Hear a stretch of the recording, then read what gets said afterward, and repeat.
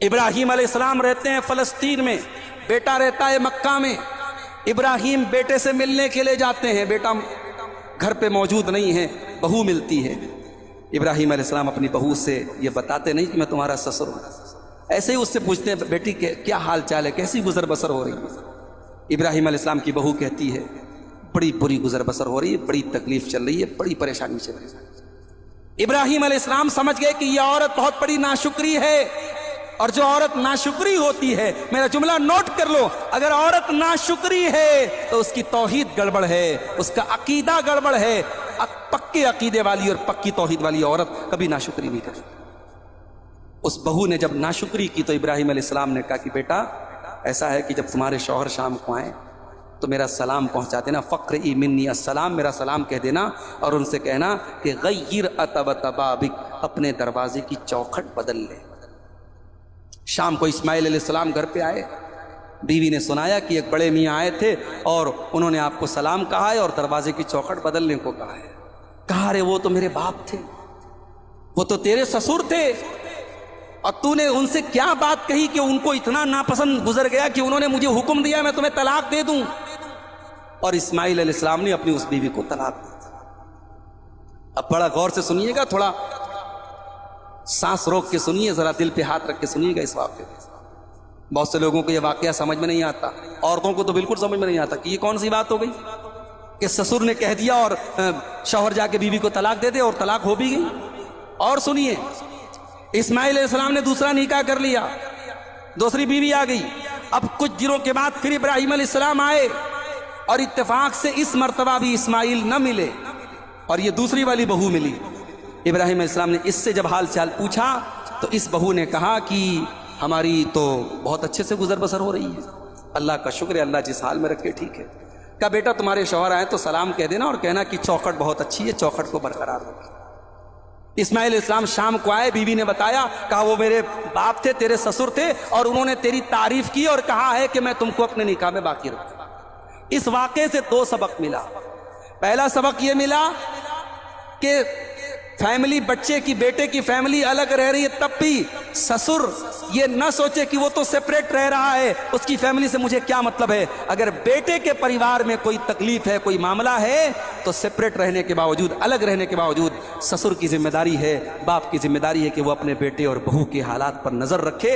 ابراہیم نے ایک سبق تو ہم کو یہ دیا، اور دوسرا سبق یہ ملا کہ باپ اگر اپنی بہو کے اندر کوئی خامی دیکھے تو باپ اپنی بیٹے سے کہہ سکتا ہے تو بیوی کو طلاق دے دے، اور بیٹے کو چاہیے کہ وہ طلاق دے دے۔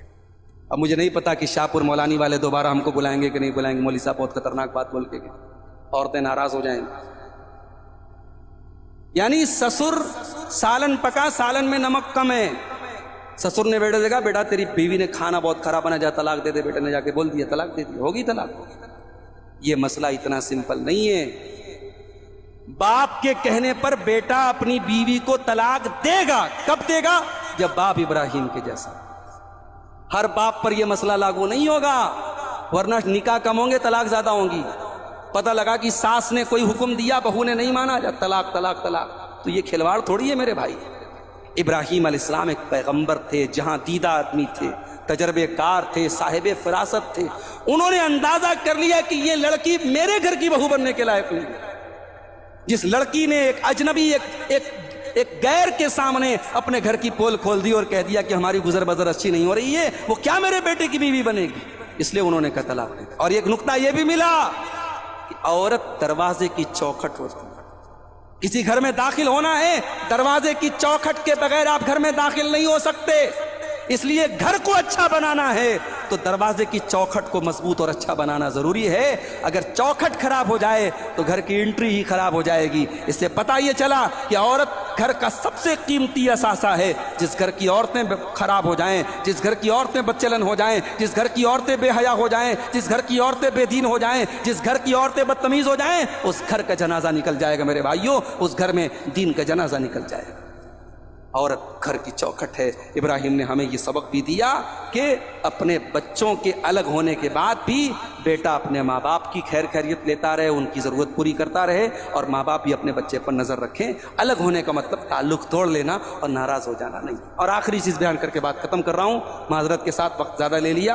ابراہیم علیہ السلام کی زندگی سے ایک سبق یہ بھی ملتا ہے میرے بھائی۔ ابراہیم علیہ السلام خانہ کعبہ بنا رہے تھے۔ اللہ نے حکم دیا کہ ابراہیم، خانہ کعبہ کی عمارت کو تمہیں پھر سے ری بلڈ کرنا ہے، اس کو دوبارہ بنانا ہے۔ ابراہیم علیہ السلام اپنے بیٹے اسماعیل سے کہتے، بیٹا اللہ نے حکم دیا ہے خانہ کعبہ کو دوبارہ بنانے کا، تو میرا ساتھ دے گا؟ بیٹے نے کہا بالکل ابا جان، میں آپ کا ساتھ دوں گا۔ اور خانہ کعبہ کی اینٹیں رکھی جانے لگی۔ خانہ کعبہ کے نشانوں کے اوپر وہ عمارت جس کو آج ہم دیکھ رہے ہیں، شاندار عمارت، اس کو آدم علیہ السلام کے دور میں ہی بنایا گیا تھا، اور وقت اور حالات کے تحت یہ عمارت مندمل ہو گئی تھی، مٹ گئی تھی، اس کو دوبارہ پھر سے کھڑا کیا ابراہیم علیہ السلام۔ اور جب یہ دونوں باپ بیٹے خانہ کعبہ بنا رہے تھے تو ان کی زبان پر ایک دعا تھی میرے بھائی، اور وہ دعا کیا تھی؟